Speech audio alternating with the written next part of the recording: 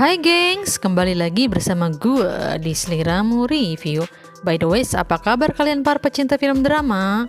Kali ini Sliramu akan mereview sebuah film romance yang akan membuat perasaan kalian terhanyut nih. Film ini menceritakan tentang seorang gadis malang yang akan bertahan hidup sendirian di sebuah rawa. Apakah di hidupnya dia akan menemukan kebahagiaan? Oke lah, mending langsung saja kita ke pembahasannya. Film ini pun berjudul Where's the Crowded Saints yang dirilis tahun 2022. Seperti biasa, jika kalian suka, silahkan subrek saja. Biar kalian tidak ketinggalan video menarik lainnya dari Sliramu yang channelnya selalu membahas film-film keren dan mengerikan dan yang pasti tidak abal-abal. Film dimulai dengan diperlihatkannya sebuah rawa di mana seorang gadis dan keluarganya tinggal di situ, namun semua keluarganya meninggalkannya hingga dia tumbuh dewasa sendirian. Kisah diawali tahun 69, terlihat dua bocil yang sedang mengayuh sepeda, lalu mereka melihat mayat seorang pria tergeletak di dekat rawa. Bocil itu pun memanggil polisi dan polisi itu memeriksa TKP yang berada di bawah menara. Polisi itu menaiki menara dan memeriksanya. Terdapat lantai menara yang bolong. Polisi menyimpulkan jika lelaki tadi jatuh dari atas dengan ketinggian 63 kaki. Scene berganti di mana polisi mengotopsi jasad korban, lalu dokter bilang jika dia meninggal karena dia jatuh dari ketinggian. Namun polisi bilang jika di TKP tidak ada sidik jari di pagar ataupun di jeruji. Cerita berganti ke sebuah bar di mana para masyarakat menceritakan tentang kematian Chase yang dibunuh, padahal dia memiliki istri yang cantik dan juga keluarga yang tentram. Ada pengunjung yang merupakan pengacara dan seorang nenek bilang jika Chase dibunuh gadis rawa itu. Polisi pun mendengar percakapan mereka. Scene berganti kepada pemeran utama di film ini. Terlihat gadis rawa yang bernama Kia. Dia bersembunyi karena dikejar seorang polisi. Lalu dia pun menaiki perahunya dan bersembunyi di rawa-rawa. Dia pun berenang menyeberangi sungai, namun tiba-tiba polisi itu menangkapnya dan membawanya ke sel penjara. Seorang pengacara yang kita lihat di bar tadi mendatanginya lalu memberitahu kepada Kia apa alasan dia ditahan di sini, yaitu karena dia terjerat kasus pembunuhan Case Andrew dan dia akan diadili. Pengacara bilang jika dia akan membantunya asalkan dia mau menceritakan kejadian yang sebenarnya. Kia berdiam diri dan tak mengucapkan satu patah kata pun, lalu pengacara itu memberikannya sebuah buku yang bergambar kerang. 16 tahun sebelumnya terlihat Kia kecil dengan mata indahnya. Dia melihat sang ibunda sedang melukis. Sang ibu sangat menyayanginya. Mereka pun hidup bahagia di pinggir rawa bersama ketiga saudaranya. Hingga pada suatu hari datanglah si bocil yang bernama Ted. Dia mendatangi rumahnya, lalu sang ayah yang temperamen itu memukul Kia dan Kia pun terjatuh ke rawa. Ted memukul ayah Kia karena dia sudah memukul Kia, namun Kia justru mengusirnya. Malam pun poek di mana Kia mendengar orang tua mereka sedang bertengkar hebat. Lalu keesokan harinya Kia melihat ayahnya yang tertidur di meja makan dan sang ibu dengan muka yang lebam. Dia pergi diam-diam meninggalkannya. Kia kecil menanti sang ibu pulang, namun ibunya tak kunjung pulang. Beberapa bulan kemudian dua saudaranya yang bernama Mandy dan Missy juga meninggalkan rumah karena tidak tahan dengan kelakuan ayahnya.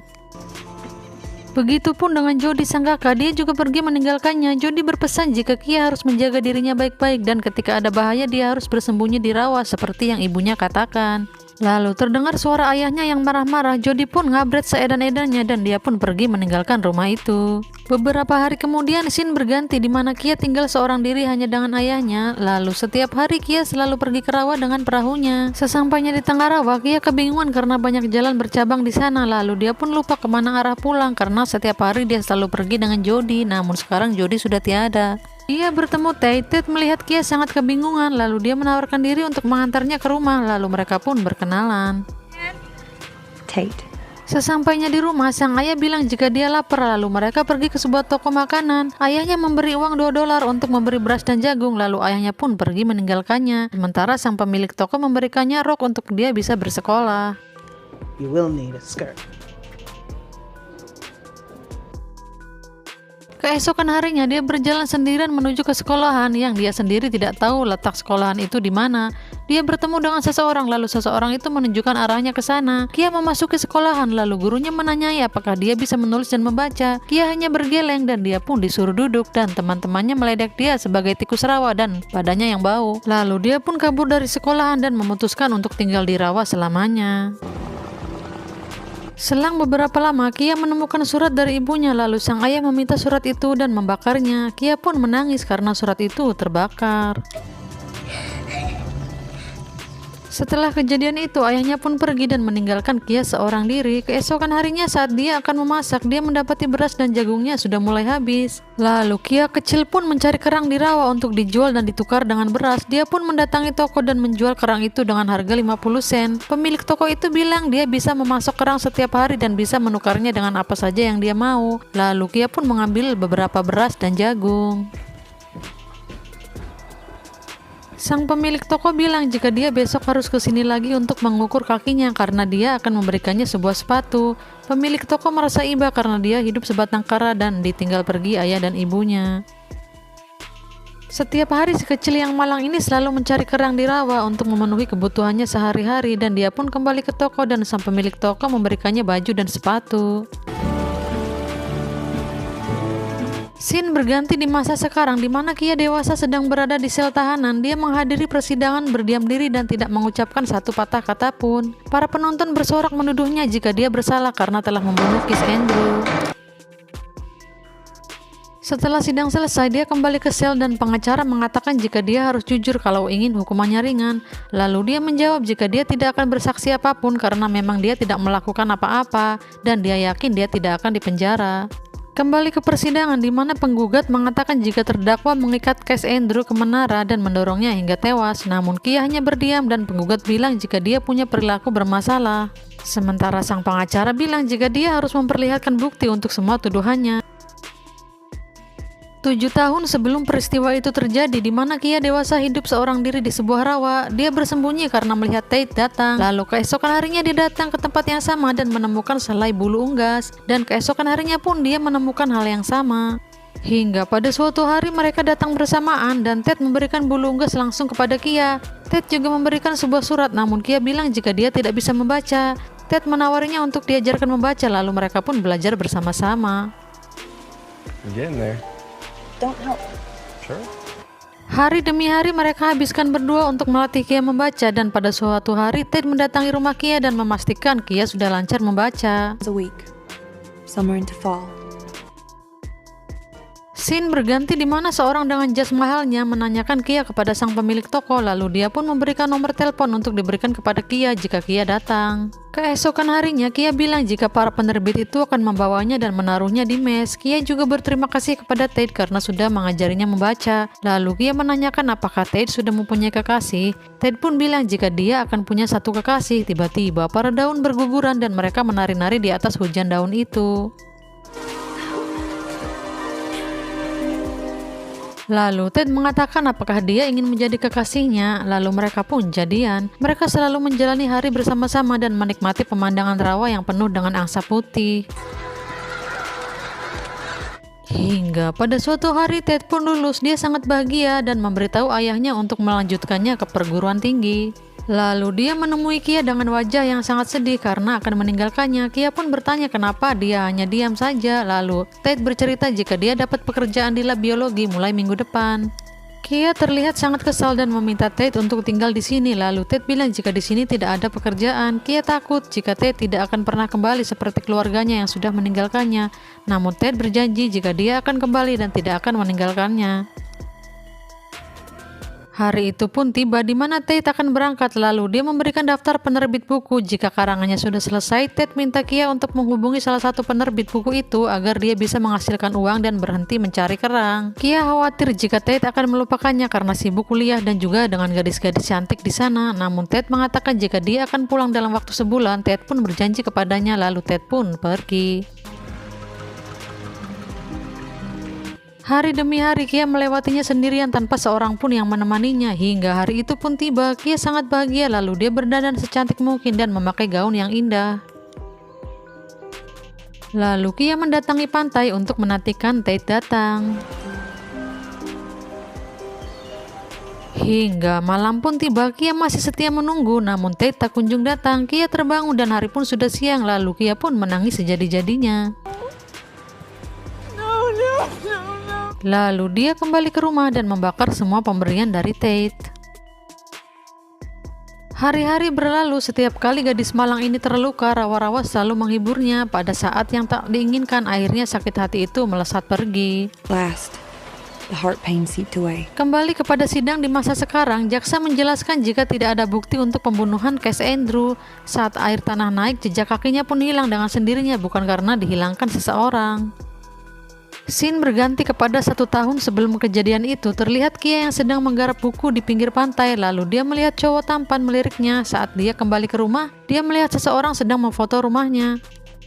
Lalu Kia datang ke sebuah toko dan menanyakan kepada pemilik toko kenapa orang itu memfoto rumahnya. Lalu pemilik toko bilang jika mereka akan menawarimu banyak uang untuk tanah itu. Saat Kia keluar dari toko, terlihat pria tampan tadi menghampirinya dan menawarinya untuk membawa tas. Dia juga mengajak Kia untuk berpiknik menggunakan perahunya.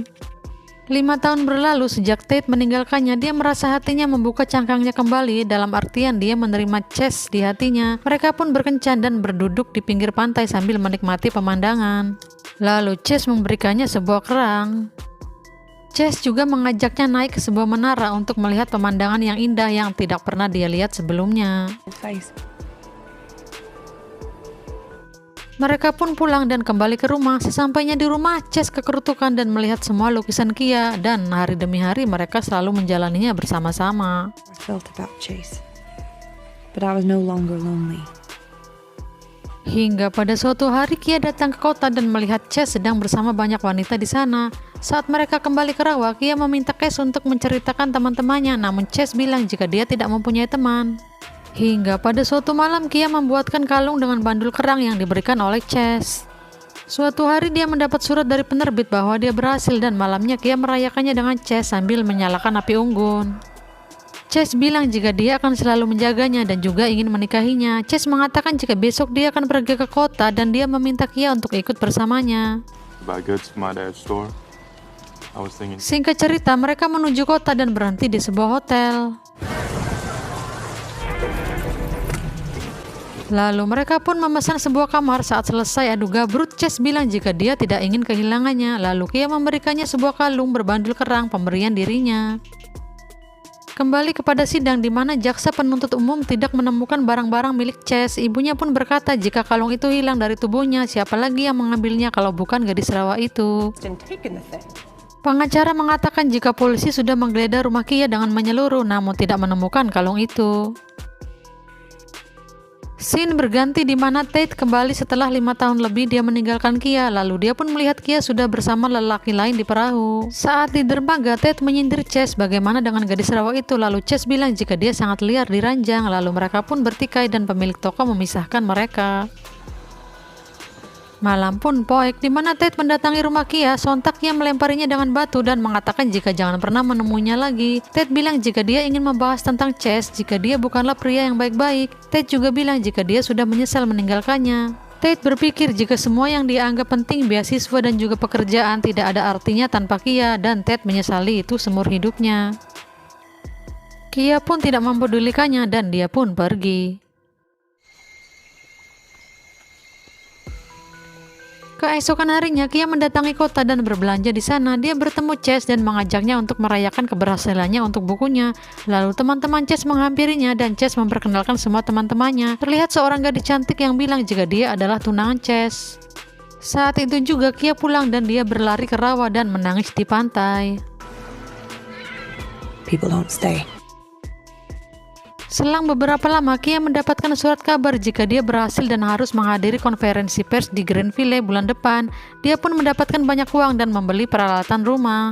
Wasteland category. Hari berganti, Kia melihat sang kakak Jody pulang setelah berpuluh-puluh tahun dia meninggalkannya. Jody bilang jika dia menemukan bukunya di perpustakaan kota, dia sangat gembira dan akhirnya pulang menemuinya. Kia menanyakan ibunya, namun Jody bilang ibunya sudah meninggal karena sakit menderita leukemia. Ibunya menabung akan segera pulang, dia jatuh sakit dan akhirnya meninggal. Scene berganti di mana Chase mendatangi toko di dekat rawa, lalu dia pun melihat Kia dan menariknya untuk bicara dengannya. Kia pergi ke rawa, lalu dia menyusulnya. Kia meminta Chase untuk jangan mengusiknya lagi karena dia telah berbohong karena selama ini dia sudah memiliki tunangan. Chase mencoba merayunya, namun Kia bersikukuh untuk pergi. Kia mengatakan jika dia akan mengusiknya sekali lagi, maka dia akan membunuhnya. Saat insiden itu terjadi, terlihat seseorang mendekat dan melihat mereka. Kembali ke persidangan di mana saksi saat itu dipanggil ke pengadilan dan saksi itu mengatakan benar Kia berkelahi pada saat itu. Kembali ke dalam cerita di mana Kia menyusuri rawa dan menjalani hari-harinya setelah dia putus dengan Chase. Saat dia kembali ke rumah, Kia melihat rumahnya yang sudah berantakan dan dia yakin itu adalah perbuatan Chase. Malam pun poek, terlihat seseorang mendatangi rumah Kia dan seseorang itu tidak lain adalah Tate. Dia menyuruhnya untuk pergi, lalu Tate menanyakan apakah Chase memukulnya. Tell me, Kai, did he do this? I need you to stay out of it. Son of a bitch. Kia mengatakan jika dia akan pergi ke Grandville minggu depan, lalu Ted mengatakan Jumpi mempunyai jadwal bus dan dia harus datang ke sana. Ted berpesan jika saat dia kembali dia akan menemuinya, lalu Kia pun menyetujuinya. Kembali ke persidangan di mana semua saksi didatangkan termasuk Ted dan juga pemilik toko. Kembali ke cerita saat Kia mendatangi toko dan menanyakan jadwal bus, lalu Jumping mengatakan jika dia pergi pasti karena ulah Chase. Di persidangan, seorang saksi juga melihat Kia menaiki bus pada pagi hari jam 9. 29, you and several others. Namun pengacara bilang dia tinggal di dekat rawa sepanjang hidupnya. Kia adalah gadis malang yang diasingkan oleh penduduk yang bertahan hidup sendirian. Hanya pemilik toko satu-satunya orang yang mempedulikannya. Lalu pengacara bilang jika Chase Andrew tewas saat Kia ada di Grandville dan juga tidak ada saksi Kia berada di rawa malam itu. Lalu hakim meminta Kia berdiri untuk membacakan putusan. Hakim memutuskan jika Kia tidak bersalah atas kematian Chase Andrew karena tidak menemukan bukti. You are free to go, and I apologize on behalf of the state for Lalu Kia pun terbebas dari tuduhan dan memeluk pemilik toko. Kia kembali ke rumah. Kia pun melihat rumahnya yang sudah rapi dan dia kegirangan melihat sepucuk surat dari Tate. Kia langsung menuju ke rawa lalu menaruh bulu unggas kebiasaan yang selalu mereka lakukan sebagai kode di mana Kia sudah memaafkan Tate. Lalu Tate pun mendatangi rumah Kia, dia berlari dan memeluknya. Tate pun melamarnya dan mengajak Kia untuk menikah. Scene berganti di suatu gereja di mana mereka sudah selesai melakukan pernikahan. Mereka pun menghabisi waktu bersama-sama hingga mereka menua. Dalam hati Kia berkata ketika tiba saat baginya untuk pergi, dia ingin pergi dengan cepat dan tenang tanpa membuat kebisingan. Lalu dia melihat sosok ibunya mendatanginya dan menjemputnya.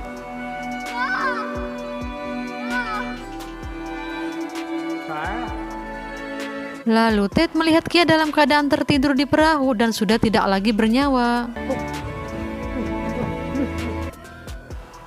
Ted yang sudah menua menjalani hari-harinya sendirian tanpa Kia, lalu dia pun melihat memori di buku Kia. Dia menemukan sebuah kalung berbandul kerang, lalu dia menghanyutkannya ke lautan. Every shell washed upon the shore. Dan film pun berakhir.